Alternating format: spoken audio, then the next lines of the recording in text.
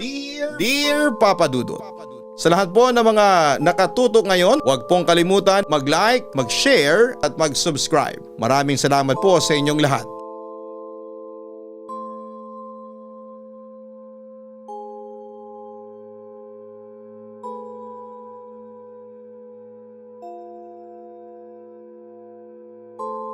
Kumusta na kayo? Magandang araw po sa lahat, lalo na sa mga nakikinig ngayon sa Papa Dudut Stories. Tawagin niyo na lamang po ako sa pangalang Arjun ng Pinagsama Taguig. Isa akong senior high school student na ngayon at inaasahang magtatapos sa susunod na taon. Matagal na rin po akong tagapakinig ng inyong YouTube channel at Spotify at libangan ko nang makinig nito bago ako matulog. Siya nga pala, Papa Dudut, ang ikukwento ko sa inyo ay isang kababalaghan na nangyari lamang noong grade 10 ako, 2 years ago. Nag-aral ako dati sa isang private school noon na malawak at di kalidad ang edukasyon. Pero hitik sa mga kwentong katatakutan. Paano ko yun nasabi? Dahil ang eskwelahan namin noong junior high school pa ako ay isang haunted school. Pero bilang Gen Z na exposed sa makabagong teknolohiya at kaisipan ay hindi ako naniniwala sa mga ganitong klase ng kwento. Kahit na sari-saring kwento na ang naririnig ko noon sa mga kaklase ko, ay hindi ako naaapektuhan kaya malakas ang kumpiyansa ko na wala na akong takot sa mga paranormal activities. Pero ang hindi ko alam, susubukin ng tadhana ang aking katapangan at paniniwala. Papadudod sa paaralan namin, marami ang usap-usapan na sa mismong classroom namin ay may estudyanteng namatay. Isang babae, maraming taon nang nakalipas. Siguro yung mga elementary pa lamang ako noon kaya hindi na namin yon naabutan. Ang sabi pa sa suicide daw ito, may dala daw itong maliit na kutsilyo at sinaksak niya sa leeg niya hanggang sa magdugo at malugatan ng hininga. Kaya daw ito nag-suicide dahil hindi niya raw kinayang pambubuli sa kanya.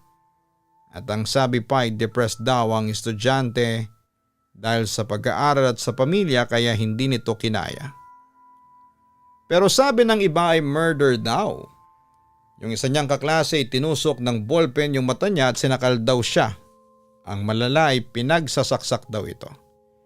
Kaya walang nakakaalam dahil break time noon at lahat ng students and teachers ay nasa baba at naiwan yung babae.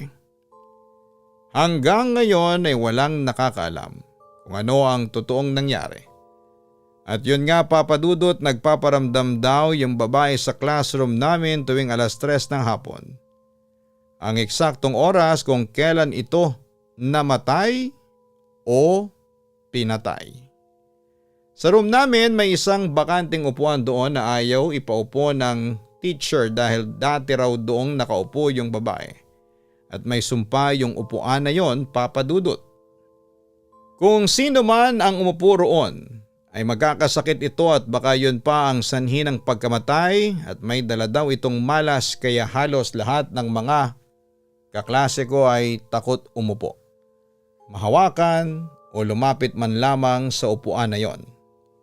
Hanggang isang araw, nagkaklase kami noon nang ipatawag ang teacher namin sa principal's office.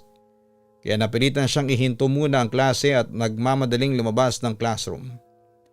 Nanatiling tahimik ang mga kaklase ko ng ilang segundo nang biglang naririnig ko yung harutan sa likuran at tawanan. Ayaw ko na sanang lingunin kaso ay ang ingay. Inis na inis ako noon kaya nilingon ko na sila. Nakita ko yung dalawa kong classmates na naghaharutan at pinagtatawanan yung bakanting upuan. Sina Veril at Shanice ay palibhasa mga born-again Christians kaya hindi sila naniniwala sa mga multo. Sinasabi nila na kasinungalingan lang ang kwento. Hanggang sa lumapit si Veril sa sinumpang upuan at umupo doon at ayon tawa pa rin ang tawa. O kasinungalingan, bakit wala namang nangyayari? Bakit hindi ako minalas? Tila naghahamon na wika pa ni Veril at pagkatapos ay pinagmalaki pa niya. na hindi siya naniniwala sa mga multo. Ako naman ay walang imiklang at nagkibit balikat tapos ay nag-check na lamang ako ng cellphone ko. Hanggang sa maya-maya ay narinig ko na lamang na nagkaroon ng kaguluhan sa likod. Lumingon ako kaagad at nakita ko si Veriel na bumubula na ang bibig at nagsusuka na siya ng dugo hanggang sa nanginig na siya. Nagkagulo na kami roon. Tiyempong bumalik ang teacher namin para tumawag ng ambulance. At tinawag na rin niya yung mga parents ni Veriel at sinabi na pumunta kaagad ito sa school. Hanggang sa hindi na umabot si Veriel sa ospital at nabalitaan na lang namin na dead on arrival na ito. Hindi siya nailigtas ng kahit na sino. Simula nang mangyari yon, Papa Dudut, ay lumipat na kami ng room at nagpatawag ang teacher ng albularyo at ng mga paranormal experts. Sinabi nila na ang totoong nangyari dito ay murder, kaya hindi daw matahimik yung babaeng multo. Hanggat hindi nahahanap yung salarin ay maghahasik pa raw ito ng takot sa buong school namin. At dahil sa matindi daw ang galit nito kaya pati ang umuupo sa bakanting upuan ay pinapatay niya at dinadalhan ng malas at kung minsan ay nilalagyan ng sumpa kung sino mang umupo rito. Hindi nga nagtagal ay nakita na lang namin sa school grounds na sinusunog ng nasabing bakanting upuan. Nakahinga ako ng maluwag nang nakita ko yon. Akala ko ay matatapos na ang kababalaghan sa school namin, bumalik ulit kami sa classroom namin. May mga bakanting upuan pa rin ang naroroon pero at least wala na yung sinumpang upuan. January 2024 na noon, Papa Dudut, at excited na kami kasi ilang buwan na lamang ay gagraduate na kami. Isang araw bandang 4 to 5 p.m. yon, ang last subject and merong reporting noon sa klase. Yung isa kong kaklase na si Jenny na may third eye ay naka-assign na magre-report that day. Nagsimula na siyang tumayo sa harapan ng teacher at sa buong klase para mag-report. All good naman during her reporting nang bigla akong may nakitang pumasok na entity sa room namin. Yung nakita ko is anino lamang pero malalaman mong anino ito ng isang babae. Pagpasok niya sa room ay agad itong pumwesto sa likuran. Nakatayo lang at katabi lang ng teacher namin facing the blackboard. Sa madaling salita ay nakaharap ito sa girl classmate ko na nagre-report. Hindi ko nalang pinansin noong una kasi akala ko ay namamalik mata lamang ako pero habang kinukusot ko ang aking mata ay nagulat na lamang ang buong klase. Nang biglang sumigaw si Jenny sa harapan pero hindi ko na matandaan kung ano ang sinisigaw niya. Then yung isa ko pang kaklase na lalaki si Jervy bigla na lang umiyak at nahilo. Tapos ay sinasabi niya na nakita daw niya yung multo ng babae. Maliban kay Jenny na may third eye, ako at si Jervy ay wala namang third eye pero nagulat ako kasi pagkadilat ko ulit ay nakita ko na yung babaeng multo na nakaharap sa akin. As in face to face. Nanlaki ang mga mata ko at napasigaw ako sa takot. Sa sobrang pagkausog ng upuan ay natumba pa yung upuan ko. Hindi ko alintanang sakit nang tumama yung siko ko sa sahig at sa halip ay natataranta pa akong umatras palayo sa babaeng multo. Tinanong kaming tatlo kung ano ang nangyari at bakit kami sumisigaw. Si Jenny na ang sumagot. Habang nagre-report daw siya ay may insekto daw na lumilipad sa harapan niya. At nang sundan niya ito ng tingin ay tumapat daw ito sa teacher namin at doon niya nakita yung entity na nakatayo daw sa tabi ng teacher namin. Tinanong din ako ng teacher at mga kaklase ko kung bakit ako napasigaw at takot na takot. At sinabi ko rin yung nakita ko. Buti na lang noong harangan ng teacher ko yung view ko sa multo ng babae. Pag-alis ng teacher ko ay nawala na ng parang bula yung kinakatakutan ko. Nang pinadescribe sa amin ng teacher ko yung itsura ng multong nakita namin, sinabi ko na babaeng naka-uniforme, duguan at may laslas sa leeg. Itim ang mga mata nito at bibig na maraming bulok ng ngipin. Maputla at tila naaagnas na rin ang balat ng babae. Dahil sa mga nangyari ay maagang dinismiss ang klase at kaming tatlo, ako, si Jenny at si Jervy, ay dinala sa clinic para mag-check up kasi tulala kaming mga lalaki habang si Jenny ay panayang iyak pa rin. Hindi nga nagtagal ay pinauwi na rin kami. Umuwi ako sa bahay na tulala at takot na takot. Hindi niyo ako masisisi kung bakit gano'n na lamang ang takot ko. Kasi first time kong makakita ng multo, Papa Dudut. At saka hindi ba nga hindi ako naniniwala noon sa multo. Kaya nagtatalo ang isipan at paniniwala ko kung ano ba talaga ang katotohanan doon sa mga nakita ko. Lumalim ang gabi, nagkasakit na ako. Grabe ang taas ng lagnat ko ng mga sandaling yon. Para bang nasusunog na yung mga mata ko at lamang loob sa sobrang init. Nung unay nakakaya ko pa yung tiisin, pero hiningi ko na rin ang tulong ng mga magulang ko. Nang sukatin ng thermometer ang body temperature ko ay nagulat kami dahil nasa 45 degrees Celsius na ito. Tapos ay nawala na ako ng malay kaya nagpasya na silang isugod na ako sa ospital. Pagdating doon ay diniklarang nasa coma na ako. Pero habang nasa coma ako ay tila napadpad ang kamalayan ko sa school namin. Madilim, walang tao. Malamig ang paligid, mamaya ay nakita ko yung sinumpang bakanting upuan na mag-isa doon sa classroom namin. Kinilabutan na ako noon habang hindi ko inalis ang paningin ko doon sa upuan. Mamayang kaunti ay may sumitsit sa akin sa likod. Paglingon ko, nagulantang ako at nakita ko roon yung babaeng duguan at may sugat sa leeg. Natakot ako at tinangka kong tumakbo pero mabilis siyang kumilos. Kaya nahuli niya ako at nilundagan. Nang pumaibabaw siya sa akin ay nilapit niya ang nakakatakot niyang itsura sa akin. Nagsisigaw naman ako sa takot. "Ikaw pala ang pinsan ni Jeric," biglang sabi niya sa akin. Bagamat pumapalag ako at nakapikit noon ay narinig ko ang sinabi niya. Ang tinutukoy niya ay yung pinsan kong si Jeric na alumni ng school namin.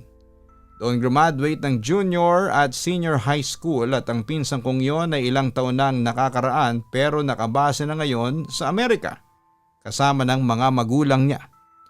Pero sa halip na magtanong kung ano ang kinalaman ni Jeric sa multong yon ay inunahan ako ng takot. Kaya sigaw lang ako ng sigaw noon at tinatawag ko ang pangalan ng Diyos. Hanggang sa bigla na akong nagising, Papa Dudut. Nagulat ang lahat nang magising ako. Agad akong niyakap ni na Mama at Papa at doon ko nalaman sa kanila na 3 days pala akong nasa coma. Hindi ko naman naikwento sa kanila yung nangyari sa akin kasi gusto ko nang mag-move on at ayoko nang maalala pa yon.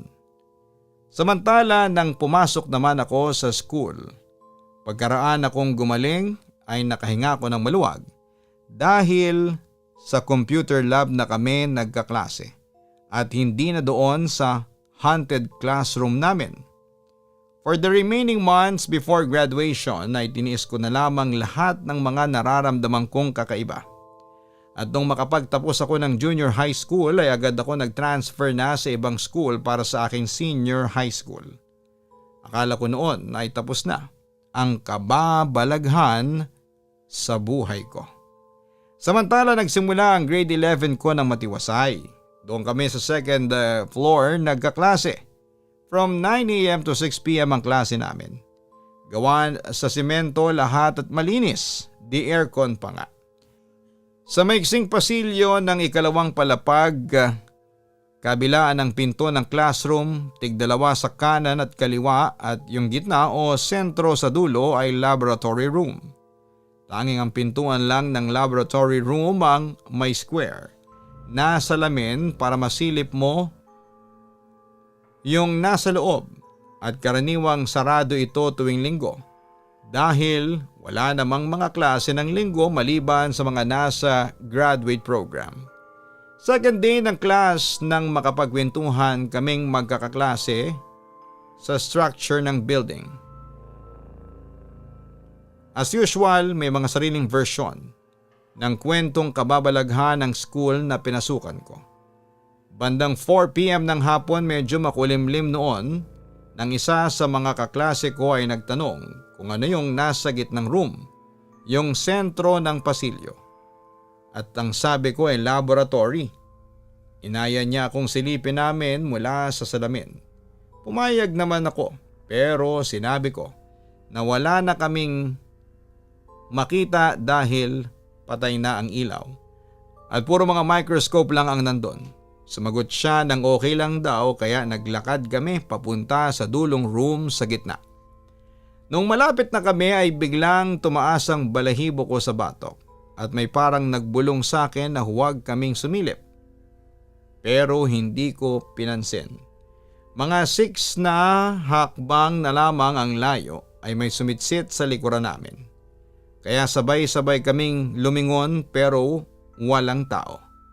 Isang hakbang palapit ulit sa lab room ay may sumitsit ulit sa likuran namin. Pero ganun pa rin, wala pa rin tao. Hanggang sa hindi masabing dahilang inatake ng vertigo at migraine yung isang kaklase ko. Sa sobrang sakit ay napaupo siya at sinabi nga na malakas ang pintig ng sentido niya. Nawala ang atensyon namin sa lab room at napunta sa kaklase ko. Nag-offer pa nga ako na dalhin siya sa klinik dahil andun si Doc. Pero tumanggi siya at ang sabi niya ay ipapahinga na lang daw niya sa room. Kaya hindi kami natuloy sumilip. Pagtalikod namin sa laboratory room ay biglang humangin ng may kalakasan na.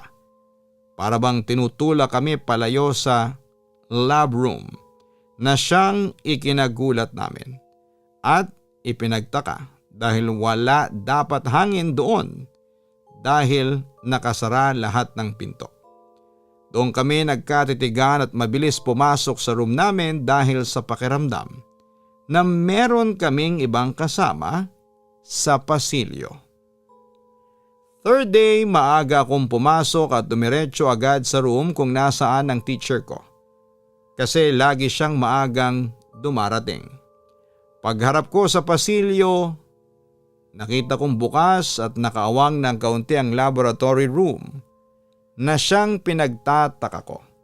Kasi laging nakasusi yon dahil andon ang mga lab equipment ng mga taga-medicine namin. Naisipan kong puntahan para isarado pero nakakakalahati pa lamang ako at biglang sumara ang pinto ng malakas. Sa takot ko ay tumakbo ako pabalik sa room namin at nagsumbong sa teacher ko. Ang sabi niya ay napansin nga din daw niya na bukas kanina pero hindi na siya lumapit para isara dahil iba daw ang pakiramdam niya sa room na yon. Siya nga pala Mr. Barrientos, sino pala yung babaeng palagi mong kasama? Maya-maya ay tanong ng teacher ko. Nagulat naman ako sa aking narinig. Sino pong babae? Ano pong itsura niya? Tanong ko. Inisa-isa naman ng teacher ko ang itsura ng babaeng nakasunod daw palagi sa akin. Pati yung uniforme nito na iba sa uniforme namin. Nagtataka daw yung teacher ko kung bakit nakapasok daw yung estudyanteng yon kahit na obvious na sa ibang school ito nag-aral. Sa kabilang banda, noong malaman ko naman ang itsura ng sinasabi niya ay kinilabutan ako. Kasi nagmatch ito papadudod sa itsura ng babaeng multo sa dati kong eskwelahan.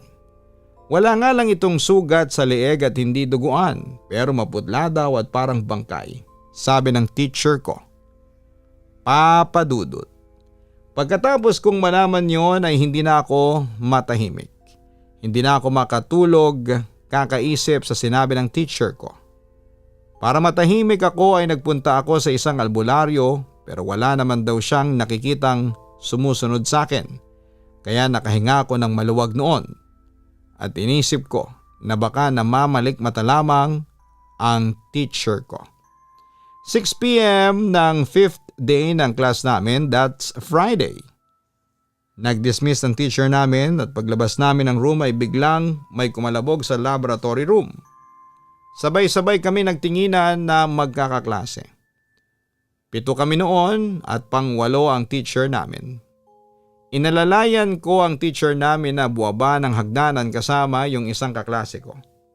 Habang yung 5 ay pinuntahan yung laboratory para silipin yung kumalabog sa loob. Nagantay kami sa ground floor at maya-maya dahan-dahan ng buwaba yung 5. Tinanong ko sila kung ano ang nakita nila. Sabay silang sumagot na wala naman daw. Pero nakapagtataka, habang naglalakad kami palabas ng campus ay tahimik silang 5. Kami lang ng teacher namin at isa kong kaklase ang nagkwekwentuhan. Pagdating sa parking ay nakisabay ako sa isa sa mga kaklase ko sa kotse niya. Isa siya sa sumilip sa lab room. Nakapagtataka na tahimik siya sa biyahe. Nagtanong ako kung anong problema, sagot niya ay wala naman daw at pagod lang siya. Mamayang kaunti ay meron siyang sinabi sa akin na siyang nagpagulat sa amin. Arjun, curious lang ako. May inassault ka bang babae? Nanlaki ang mga mata ko sa aking narinig. Anong assault? Wala akong ina-assault na babae ha. Never akong nambastos o nang manyak ng babae. Teka, sino ba ang may sabi nun sa'yo? Anong itsura ng babae? Usisa ko. Nagtataka kaming 5 kasi mukha siyang galing sa ibang school pero nakapasok siya. At andon sa lab room, sagot ng kaklase ko. Mike, maniwala ka sa akin. Hindi ko magagawa na mangharas ako ng babaeng yon. Pangungumbinsi ko naman sa kanya. Naniniwala naman ako sa iyo kasi wala sa itsura mo na manghaharas ng babae, ang sabi pa ni Mike sa akin. Kung sino man yung naninira sa akin, hindi ko alam kung ano ang pakay niya. Basta nagsinungaling siya, sabi ko sa kanya. Samantala lumipas sa mga araw pagkatapos noon ay naging maayos naman ang klase. Bagamat yung 4 sa kasama ni Mike ay parang iniiwasan ako since puro sila babae. Agad ko nang nasakyan yon. Kaya nung may pagkakataon ako ay sinabi ko sa kanila ang katotohanan. Na wala akong hinaharas na babae. Nang tanungin ko naman sila kung ano ang itsura ng babae, agad naman nilang dinescribe yon sa akin. Pero nagulat ako kasi yung description ay sakto doon sa babaeng multo sa kabilang school. Pero hindi ko sinabi sa kanila na multo yung nakita nila dahil alam kong hindi sila maniniwala sa akin. At yun nga papadudot sa paglipas ng mga linggo ay lalo akong kinilabutan, madalas akong makita ng mga kaklase ko na may babaeng sumusunod daw sa akin. Dahil dito ay nagtungo na ako sa simbahan noon para humingi ng tulong. Agad namang tinulungan ako ng pare at dinasalan. Pagkatapos ay binigyan ako ng rosaryo at maliit na prayer book. Pagkatapos noon ay gumaan na ulit ang buhay ko. Dumating ang 2nd month, tahimik ang lahat sa loob ng classroom. Dahil nag-exam kami ay kinalabit ako ng kaklase ko na sinabayan ko sa pag-uwi. Sabi niya ay samahan ko daw siya at magsi-CR siya. Ganon kami, walang nagsi-CR na mag-isa lamang at laging sama-sama. Paglabas namin ng room ay napatingin siya sa laboratory room at napapidlag siya sa akin. So sinundan ko ng tingin. Laking gulat ko na naka-wide open yung room pero sobrang dilim sa loob. Sabi ko pa sa kanya ay sino kayang loko-loko ang nag-iwan ng bukas doon at baka mamaya'y manakawan ng gamit. Lalapit na dapat ako pero bigla siyang hinimatay kaya nataranta ako at tinawag ko ulit siya. Since medyo malayo ang clinic sa amin ay pinasok namin siya sa room. At doon ay binigyan ng first aid. Nang mahimasmasan ay pinakuha niya ang bag niya at pinahanap sa akin ang rosary niya. Sabi niya sa amin na kung okay lang daw ba ay mag-grocery muna kami. Since isa siya sa mga pinakamatanda sa mga kaklase ko ay sumunod kami. Siyang nag-lead at kami naman ay taga-tugon. After ng rosary ay bumalik na ang kulay ng mukha niya. Saka kami nag-ask ng ano ang problema. Inulit lamang niya na sinabi sa akin na merong something sa laboratory room.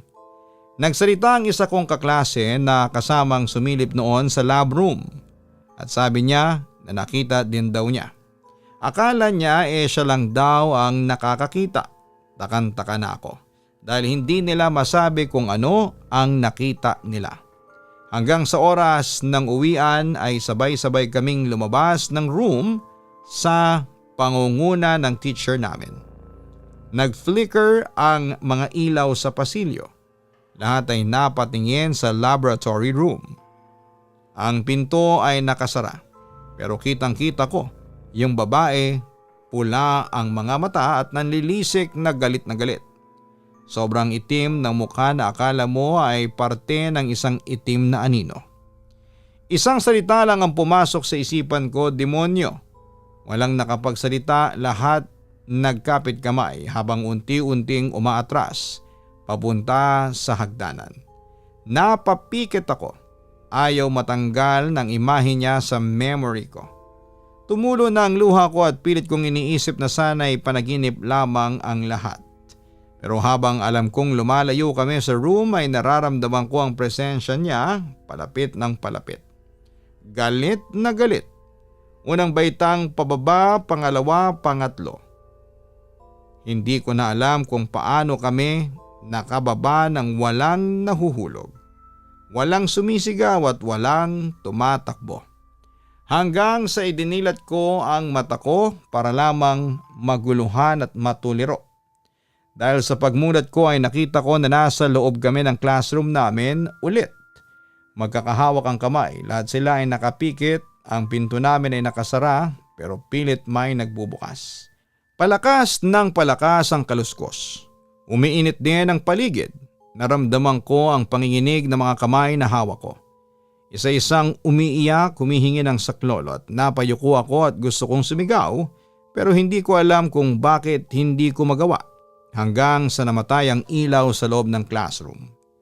Patay ang ilaw, mainit na paligid, umiiyak na yung mga kaklase ko at may tinig na tumatawag sa labas ng pintuan. Kaluskos na pilit na binubuksan ang pintuan namin. Arjun, huwag mong itago si Jeric, ilabas mo ang hayop na yon. Narinig kong sabi ng ingay sa labas. Kinilabutan naman ako at wala akong masabi nang magsalita ulit ang mga babaeng multo. Kung patuloy mong pagtatakpan si Jeric, katulad ka rin niya. Narinig ko pang sabi ng babaeng multo na umi-echo sa buong kwarto namin. Ano bang kasalanan sa iyo ng pinsan ko at pati ako ay ginugulo mo? Sigaw ko naman. Pero hindi siya sumagot at sa halip ay tumahimik ang paligid. Mamayang kaunti ay may bumukas ng pintuan. 2 gwardya ang tumambad sa amin. Tinanong kami kung anong problema, bakit maingay daw kami. Nang sabihin ng mga kaklase ko na may multong nanggugulo sa amin ay hindi sila naniwala. Ayon, umuwi na lamang kami. Samantala simula noon ay nagbago ang lahat ng pakikitungo ng mga kaklase at teacher ko sa akin. Para bang I owe them an explanation sa nangyari. Ayon pa kasi sa espiritistang dinala ng teacher ko sa school namin, may gumagambala sa amin at hindi talaga multo na galing sa school namin kundi dala ko raw ito. Samantala ay hindi ako pumasok ng ilang araw pagkatapos noon. Sinubukan ko namang kontakin si Jeric kung ano nga ba talaga ang alam niya doon sa babaeng pinatay sa classroom sa dati kong pinapasukang eskwelahan. Pero hindi nag-provide ng sagot si Jeric nang makausap ko siya at sa halip ay iniwasan na niya ako pagkatapos noon. Kaya naman, no choice ako noon kundi ang diskubrihin ang katotohanan. Humingi ako ng tulong sa teacher ko para hingan ko ng tulong ang espiritistang kakilala niya. And to make the story short ay pumayag ang espiritistang ito na tulungan ako. Magsisilbi daw siyang medium para malaman ko ang katotohanan mula sa babaeng multo na nanggugulo sa akin. Sa bakanting lote, malapit sa bahay namin sinagawa ang isang ritual. Agad na pumasok sa kanya ang kaluluwa ng babaeng multo at doon ako nangahas na magtanong kung ano ang kasalanan ng pinsan ko sa kanya. Nagkwento ang multo sa pamamagitan ng boses ng espiritista. Ayon sa babaeng multo na itago na lang natin sa pangalang Ana, kaklase niya ang pinsan ko. Magkaribal sina Ana at Jeric sa honor roll. Pero yung rivalry nila ay napalitan ng pag-ibig. Nang manligaw si Jeric sa kanya, naging sila kinalaunan and to make the story short ay nabuntis ni Jeric si Ana. Kaso nga lang, noong malaman ni Jeric na nagbunga ang kanilang pag-iibigan ay umatras ang pinsan ko. Itinanggi niya si Ana at magiging anak nila. Kahit na nung pagmamakawa ni Ana ay hindi siya pinanagutan ng pinsan ko at sa halip ay hiniwalayan siya nito. Nauwi sa depression ang lahat at dahil sa takot ni Ana na malaman ng mga magulang niya na siya'y buntis, ilang beses siyang nagtangkang magpakamatay. Hanggang sa isang araw ay tatangkain sana ni Ana na magpakamatay sa school kapag hindi nakipagbalikan sa kanya si Jeric. Blinakmail din niya ang pinsan ko na kapag hindi sila nagkabalikan ay palalabasin niya na ginahasa siya ni Jeric. At yun nga papadudot, habang walang estudyante sa classroom dahil break time ay nagtalo daw sina Ana at Jeric. At nang tatangkain na ni Ana na mag-suicide ay biglang hinawakan daw ni Jeric ang kamay ng babae at tinuluyan niyang laslasin ang leeg ng babae. Basta ganon ang nangyari. Hindi ko alam ang iba pang mga detalye kung bakit lumabas na suicide ang nangyari at sa halip na murder at kung bakit walang fingerprints ni Jeric ang nakuha sa katawan ni Ana o sa kutsilyong ginamit nito. At hindi ko rin po alam kung paano natakasan ni Jeric ang krimen na yon ng napakahabang panahon. Ay naman sa albularyo, para matahimik daw si Ana ay kailangang managot ni Jeric. Kaya pagkatapos noon ay tinawagan ko ang pinsan ko. Nang kausapin ako ni Jeric ay sinabi ko sa kanya na alam ko na ang totoo tungkol sa nangyari kay Ana. Pinilit ko siyang sumuko pero tumanggi siya at simula noon ay hindi na niya ako kinausap pa. Hanggang sa isang buwan ang lumipas. Nabalitaan ko na lamang na nag-suicide ang pinsan ko doon sa Amerika at simula noon papadudot ay hindi na ako ginulupa ni Ana. Nalungkot ako sa pagkamatay ng pinsan ko pero naisip ko din na tama lang yung nangyari sa kanya dahil sa kahayupang ginawa niya kay Ana. Isang taon nang lumipas, eto papadudot, naka-move on na ako. Ilang buwan na lang at matatapos ko na ang senior high school. Pero hindi ko talaga makakalimutan ang experience kong ito. Dito ko na rin po napatunayan ang kasabihang walang kasalanan ang hindi pinagbabayaran. Papadudot, hanggang dito na lamang ang sulat ko. Muli maraming salamat at sana'y mapakinggan ko ang kwento ko sa inyong YouTube channel. Lubos na gumagalang, Arjun. Maraming salamat Arjun sa pagbabahagi mo ng iyong kwento sa amin. Ang isang kasalanan, gaano man katagal na nabaon sa limot at gaano mang pagtatago ang iyong gawin ay lalabas at lalabas din ang katotohanan. At alam nating walang kasalanan ng hindi pagbabayaran sa Diyos. Ang ginawa ni Jeric kay Ana ay walang kapatawaran. Pero hindi rin sapat na dahilan yon para magalit si Ana sa mundo at nandamay pa siya ng mga inosenteng tao tulad ni Veriel dahil sa sumpang binitawan niya. Gayunpaman, lahat ng kasalanang ginawa mo sa iyong kapwa ay ibabalik sa iyo sa pamamagitan ng karma. Kaya huwag tayong gumawa ng mga bagay na alam nating ikakabagsak ng ating kapwa.